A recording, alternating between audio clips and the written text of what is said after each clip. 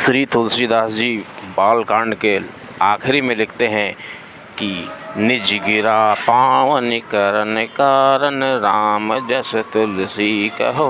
रघुबीर चरित अपार बार दिपार कवि कौनो लहो। मतलब श्री तुलसीदास जी कहते हैं कि श्री राम जी का चरित्र अपार है और कौन कवि ऐसा है जो इसको इस भवसागर रूपी चरित्र को पार करके अपने आप को तारना चाहता है। मैं उस भवसागर को पार करना नहीं चाहता, मैं उसको पार भी नहीं कर पाऊँगा। मैं तो बस अपनी वाणी को पवित्र करने के लिए श्री राम जी के चरित्र को गा रहा हूँ। और दोस्तों, क्योंकि इस रामचरितमानस के बाद जो पहला कांड है वो बाल कांड है, उसके बाद अयोध्या कांड आने वाला है। अयोध्या कांड में श्री भरत जी का चरित्र चित्रण करना है श्री तुलसी बाबा को।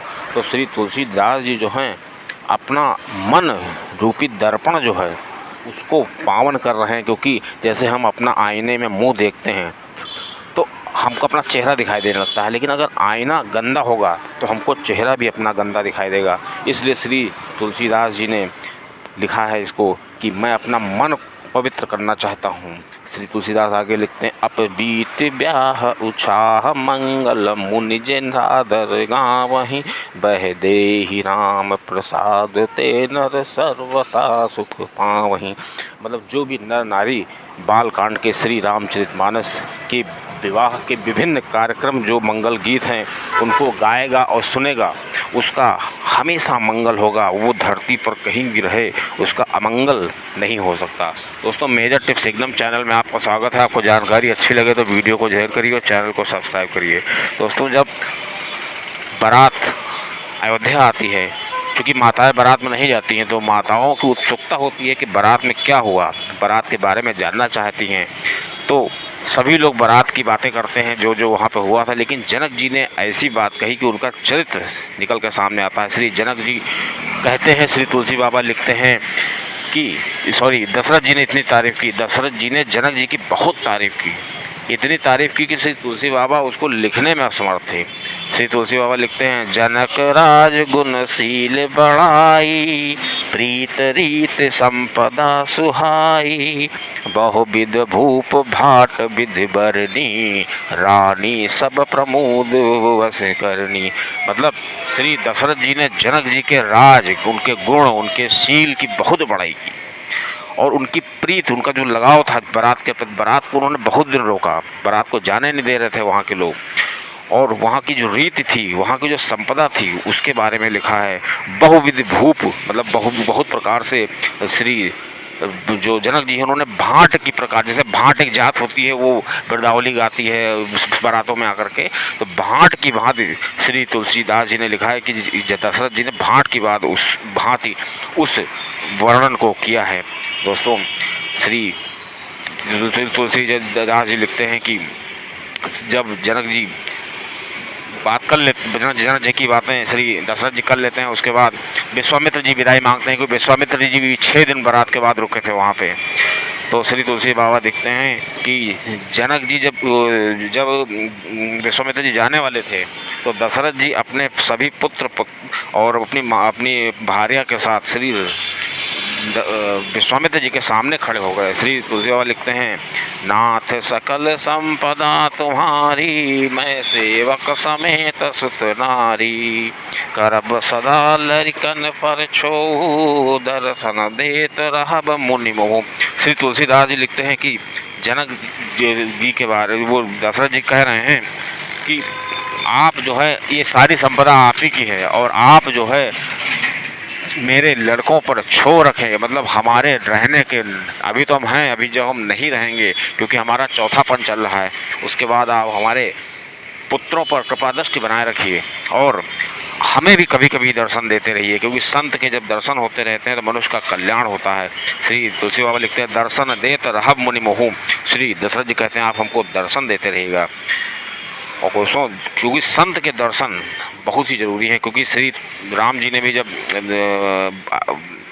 शबरी माता को भक्ति दी थी, भक्ति की जानकारी दी थी, 9 प्रकार की भक्ति, उसमें सबसे पहले श्री राम जी ने बताया था कि एक भक्ति सबसे बड़ी भक्ति होती है, अगर किसी संत का साथ मिल जाए, संत का अनुराग मिल जाए। श्री तुलसी बाबा लिखते हैं प्रथमय भक्ति संतन कर संगा। अगर हमारी संतों का साथ हो गया तो ये बहुत बड़ी भक्ति होती है। संतन का साथ का मतलब संतों के साथ रहना नहीं है। संतों का साथ मतलब संतों की जो बातें होती हैं वो हमारे साथ रहें, हमारे चरित्र में अगर वो चीज़ उतर जाती है तो हमारी ये भक्ति की तरह होता है। हम पूजा पाठ कुछ ना करें, अगर संतों की बातों को मान ले तो ये बहुत बड़ी पूजा होती है। और श्री तुलसी बाबा लिखते हैं मिले जे संत हो ही अनुकूला। और जब भी कोई संत मिले तो तुरंत उसके आप अनुकूल हो जाइए, तभी सही रहेगा। और दोस्तों अब इसी प्रकार संतों की महिमा गाई है। और तुलसीदास जी कहते हैं कि विश्वामित्र जी ने विदाई ले ली, 6 दिन के बाद वो बक्सर की तरफ रवाना हो जाते हैं। उसके बाद श्री दशरथ जी राजगद्दी पर बैठते हैं, लेकिन दशरथ जी को एक चिंता कहीं ना कहीं लगी रहती है कि हमारे बाद इस राज्य का जो मतलब गद्दी पर कौन बैठेगा। और सबसे ज़्यादा चिंता तो वहाँ की प्रजा को होती है। वहाँ की प्रजा ये चाहती है कि दशरथ जी अपने साथ अपने सामने रहते हुए ये जो राज्य है इसको श्री राम जी को सौंप दें। लेकिन चूंकि प्रजा कहना चाहती है, लेकिन वो कह नहीं सकती है क्योंकि वो राजा हैं। लेकिन दशरथ जी जो हैं वो राज्य संचालन कर रहे हैं। लेकिन जो वहाँ की प्रजा है वो शिव जी से प्रार्थना करती है कि हे शिव जी, आप कृपा करिए कि किसी तरह श्री राम जी को राज्य मिल जाए और राम जी गद्दी पर बैठ जाएं और ये दशरथ जी अपने हाथों से करें। दोस्तों श्री तुलसी बाबा लिखते हैं कि शिव जी ने ये प्रार्थना सुन ली और एक दिन बताते हैं कि श्री दशरथ जी अपने महल में बैठे हुए थे। उनको लगा कि मेरा मुकुट जो है थोड़ा टेढ़ा है, तो वो अंदर गए अपने मुकुट को सीधा करने के लिए। वहाँ जाकर जब देखते हैं, ये शिव जी की प्रेरणा है, वहाँ जाके देखते हैं तो उनके कानों के पास जो बाल थे वो सफ़ेद हो रहे थे। इस प्रकार श्री तुलसीदास जी लिखते हैं कि श्री दशरथ जी ने तुरंत सोचा कि मुझे अब मेरी चौथापन आ गया है, क्योंकि दशरथ जी की उम्र 60,000 वर्ष उस समय हो गई थी। अब वो चाहते थे कि हमारे रहते हुए हमारा जो राज्य है वो हमारे बड़े पुत्र को मिले। तुरंत दशरथ जी अपने गुरु जी वशिष्ठ जी के पास जाते हैं और वशिष्ठ जी से पूछते हैं कि अब कोई मुहूर्त निकालिए, मैं राम जी को अपना राज्याभिषेक करना चाहता हूँ, उसको राजा बनाना चाहता हूँ। तो दशरथ जी बहुत अच्छा जवाब देते हैं कि हे मुनिवर, आप राम को अगर राजा बनाना चाहते हैं तो मुहूर्त मत देखिए, जितनी जल्दी हो सके उतनी जल्दी श्री राम जी को राजा बना दीजिए, राज्याभिषेक कर दीजिए, क्योंकि राम जिस समय गद्दी पर बैठेंगे वो मुहूर्त अपने आप से शुभ हो जाएगा। इस प्रकार दोस्तों श्री तुलसीदास अयोध्या कांड में प्रवेश करते हैं।